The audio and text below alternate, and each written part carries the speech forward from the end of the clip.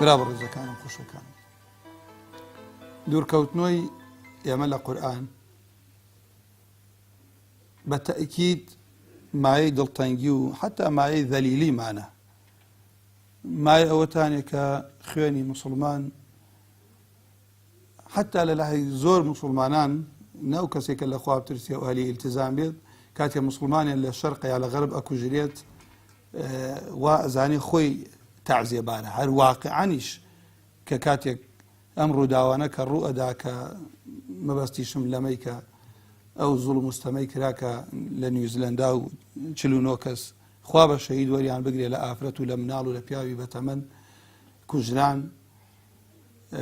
و زیاد لە 20 کەسیش زامدار وە بە شێوەیەکی زۆر ئاشکرا و ڕوون. ئەمە غەریبمان لێ نەیە خوێنی موسڵمان و کەم تەماشا بکرێت و سادە بێتەوە ئەو هەیبەت و ئەو ترسەی کە لە دڵی دوژمنان وە لە عەهدی ڕەسوول الله صلی الله علیه وسلم و سەلەفی صالح و چوار خەلیفەکە و پاشتر کە کاتێ موسڵمانان ساحێبی خۆیان بوون ئێستا نەماوە. بەڵام من ئەمەوە بڵێم خوای رب العالمین عز وجل پێمانە فەرموویت ولا يزالون يقاتلونكم حتى يردوكم عن دينكم إن استطاعوا. بەخوا ئەگەر ئێمەش دینەکەش بگۆڕین فەخریشی پێوە نەکەین بەو شێوەی کە چونکە ئێمە فەخرمان بە دین هەیە، حتا ئاگامان لە خۆمان نەبێت ڕۆژیانێ ناوە موسڵمانەکانیشمان لێ بسێننەوە، چونکە حتا موسڵمانی خەڵک جاری وایە خەڵک ئاگای لە خۆی نییە شەرم لە مستەلەحاتی ئیسلامی شەکات، تۆ بڵێ کاکە ئەمە ئەمیرە، ئەمە جەماعە ئیسلامیە، ئەمە ئاڵاکەی من فەخری پێوەکەم لا ئیلاهە ئیلا اللهە، لە هەموو جارێ هەیانویە گرەیەک لەم ئیلتیزامەی ئێمە کەم کەنۆ تاوەکو موسڵمانان بە سادەیی خۆشمان وابزانین کاکە خەڵک وەها لێمان ڕازێ بێ وەها کراوە ئەبین. بەڵام خوای رب العالمین بەڕوونی پێمانە فەرمێ بێ باوەڕان بەردەوام لا يزال خەبەر و هەواڵی هەمیشەیە بۆ موسڵمانان بە بەردەوام یوقاتیلونەکم خوا وا فەرمێت ئەتان کوژن. مناڵێک چی بەدەستەکە تۆ بێ مناڵێک بکوژی لە مزگەوتیشە ئافرەتێک پیاوێکی بەتەمەن، بەڵام خوا بۆ خاتری ئیسمی عەظەمی خۆی ئیستیقامە بە هەموو لایەکمان ببەخشێت. دڵنیا بن کۆمەڵێ بابەت هەیە زوڵم و ستەم و کوفر تاوەکو زیاتر دژایەتی خوا بکە سەرکەوتن نزیکە بێتەوە لە موسڵمانان، لەوە دڵنیا بن. بەڵام پیا و ئافرەت لە خۆی بترسێ بڵێ نەوەکو من شایستە نەبم خوای گەورە دوورم خاتەوە، بۆیە داوای ئیستیقامە لە خوای پەروەردگار بکەین. هینا بۆیە لە پاشەم ئایەتە خوای گەورە فەرمێت ومن يرتد منكم عن دينه فيمت وهو كافر. ئەوەی کە هەڵگەڕێتەوە پاشگەز بێتەوە بۆ جارێوە ترس و زەخت و ئەمانەوە لە خەڵکەکە بگەڕێتە دواوە پاشگەز بێتەوە و لە حاڵەتێکا بمرێەوە کافر بێت هەرچی کردەوەی هەیە لە دنیا و لە ئاخرەتە هەڵەوەشێتەوە و ئەوانش فأولئك حبطت أعمالهم في الدنيا والآخرة وأولئك أصحاب النار هم فيها خالدون. خوا پەنامان ئەوانە هاوڵ و ئەوانە ئەهلی ئاگرن و خالدیشن تایە. ئەم حەقیقەتە نابێ موسڵمانەوە نە فەقیر بێ کابرای خۆی لە لای خۆی ئەگەر کاکە سەدان کەس بکشن بۆ خۆیان ئەهلی ئیلتیزامن و فەخری پێوەکەن و باسی تاریخی کۆن لەسەر ئەو چەکە بنووسێ هی زەمەنی عوثمانی کە لەو کاتە موسڵمانان فتوحاتیان بووە و ئەو قائیدەی کە قائیدی ئەوان کە دژی موسڵمانان شەڕی کردێ سە فەخری ئەوەی پێوەکات. لەبەرەوە بەڕاستی ئەمە ئاگامان لە خۆمان نەبێت واد لێ دێت کاکە گیان ئێوە حتا کوکرە کاکە با ناوی موسڵمانێکەش لابێن ئەلمهم ئێمە ئیش بکەین واد لێ ئەکەن کە تۆ نەختە سەرپۆشەکە لابە کۆمەڵە ئیلتیزامات لابە حکم بیما ئەنزەل الله لا ئەبەی وا دێت هەر لە بەرەوەی کاکە بەڵکوم لێم ڕازی بن باشە ئەو پتە و پۆشاکمان گۆڕی باڵا پۆش ێسە بۆتە پانتۆڵ و سەرپۆشەکە لای خۆی گەورە حسێبە ئەمە لای خوا چی حسێبە لای خوای رب العالمین چی لا ئیلاهە ئیلا اللهە دەرگای بەهەشت دەکاتەوە. ئەوە گرنگە وەکو زانایانی سەلەف و تویانە دەرگا کلیلی هەیە کلیلیش دانی هەیە دانەکانی یەک دانەی لێ بە نایکاتەوە. لا ئیلاهە ئیلا اللهکەش بەو مەرجە نەبێت کە خوا داوایەکا و لە قورئان و سونەت هاتووە دەرگات بۆ ناکاتەوە. بۆیە ئینسانی موسڵمان بەڕاستی ئەبێ یاسایەکی نەگۆڕە یەهود و نەسارا لە موسڵمان ڕازی نابن. خوا فەرمێ وەلەن تەرضا عنکە اليهود ولا النصارى حتى تتبع ملتهم. نەک بەوەی کە هەرواز لە ئیسلامیش بێنە نە ئەبێ شوێنی کە اینجا لە تۆ ڕازیە بێت. بەڵام ئینسانی موسڵمانە بێت منهەجی خۆی لە قورئان وەربگرێت لە سنەتی پێغەمبەر صلی الله عليه وسلم. خوای گەورە فەرمێ محمد رسول الله والذين معه أشداء على الكفار رحماء بينهم. ئەمە صفەتی ئیماندارە. من لە کاتی تەعامل جیاوازە، دڵ نابێ خۆشەویستی کافری تیا بێت. بەشێک لە ئوسوڵ و بنەمای ئیسلام وەلا و بەڕائە. خۆشەویستی بابەتێکی ترە، بەس تەعامل لە کاتێکە کە کەسێک کێشەی لەگەڵتان نەبێ، عەزیەتی موسڵمان نەدات، تۆ یارمەتی ئەدەی، پێویستی بۆ جێبەجێ ئەەکەی، باش لەگەڵ یا ئەجوڵێتەوە، نایڵی کە زوڵمی لێ بکات، هەر زوڵم حرامە لە کافر و موسڵمان. بەڵام خۆشەویستی نا، خۆشەویستی ئەوێ ئەو کەسەت خۆش بێ کە خوای خۆشەوێ، کە خوایش ئەوی خۆشەوێت. خۆشەویستی عیلاقەی بە دڵۆیە وەلا و بەڕائە. بەڵام کەوا ئەی بەرا ئیماندار صفەتی موسڵمانە کە ئافرەت و پیاوی موسڵمان لە هەر شوێنێ لەسەر ئەم عەرزە موسڵمانی لە کێشەیەک بوو، ئەگەر ئینتیماعت بۆ ئیسلامە هەیە ئەبێ کێشەی تۆ بێت. یەکەم خاڵ لەو هۆ ئەسبابانەی کە ئێمەی گەیاندۆتە ئەمە، دوژمنان زوو هەستیان کردن. موسڵمانان کە دەوڵەتیان هەبوو، ساحێب سەر و گەورە بوون، خەمی ئیسلامە خوات، موامەلەی دوژمنەڵەوە شێنێتەوە، پیلانی بەهێزکردن و پاراستنی موسڵمانان ئەکا. ئەمە خاڵێک بووە کە هەوڵیان داوە نەمێنێت. هەندێک جاریش ئەوەی کە بە دڵ و بە قەسد یارمەتی کافر بدا لەسەر موسڵمان ئەو لە دین دەرەچێت. بەڵام جاری وایە موسڵمانی لەگەڵ ڕێز و حورمەت بێ ئاگای لە دین، غافڵ، ئاگای لە خۆی نەبێت، وەڵاهی لە هەر شوێنێ مەسلحەتی دنیا ئەوی تابێ ئەوە ئەکات. هەم چەند جار لە بەرنامە میراثەکە وتم کاکە وەڵا بە قانون بمکەوێ، کاکە من بە قانون ئەم کردێت، کاکە خوا حرامی کردو، چۆن بە قانون ماڵی خەڵکە خۆیت، ماڵی برای خۆت، ماڵی برازای خۆت، ماڵی خوشکی خۆت.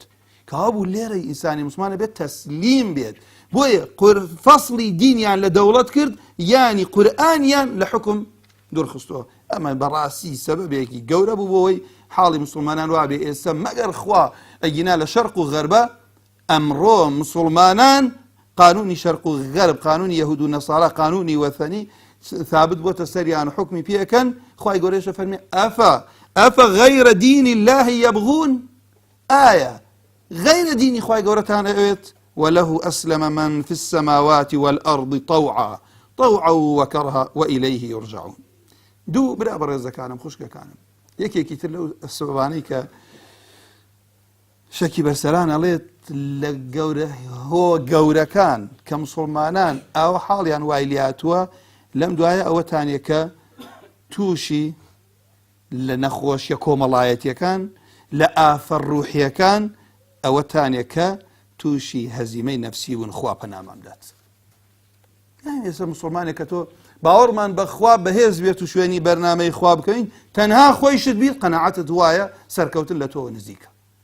بەڵام ئێستا بە مەلاین موسڵمانە و ئەبینین ئومێدیشمان زۆر لاوازە، بۆ لەبەرەوەی ئەو ئیمانەمان نییە کە لە شەرع هاتووە،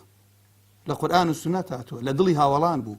پێغەمبەر صلی الله عليه وسلم بۆمان واسەکامە فرمي يوشك أن تداعى عليكم الأمم من كل أفق كأوتا والله لهمو دنيا هل همو دنيا بروتا ما شاك بزابرين لسر خاكي مسلمانان همو سلاحك لسر روحي جنو بياو آفرتي مسلمان تاقي ناكلتو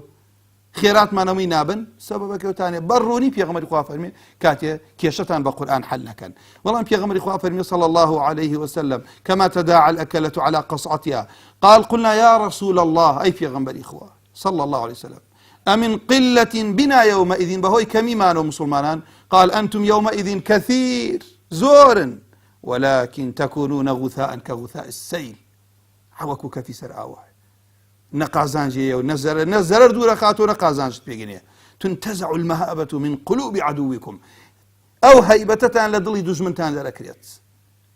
ويجعل في قلوبكم الوهن وهنش إراتدنا ودلتان وخريت دلتان قال قلنا وما الوهن أي بيغمبري خوا وهن شيا قال حب الحياة وكراهية الموت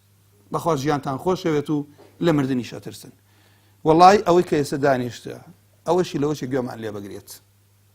أواني خمي مالي دنيا معنيه أواني كسابتي كيتو تشاني سرقالي خمي دكانكتي خانيو كيتو تشاني خمي أو أخوي أوانا خمي إسلام كنو شو زمان بقرت خوشتان شايتين ودان بيري اللي بكنو